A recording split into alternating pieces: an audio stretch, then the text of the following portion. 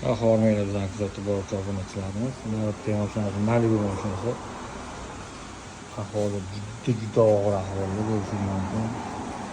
Chapa-chupa kraska to'ldirilgan joylari,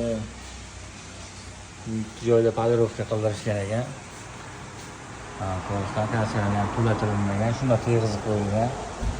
Eshiklar chetlariga podirovkada ochib qo'yishgan bu mashinani. O'z kraska yig'ib chiqadi olishgan egalari. Pastda polnistda ochib qo'yilgan.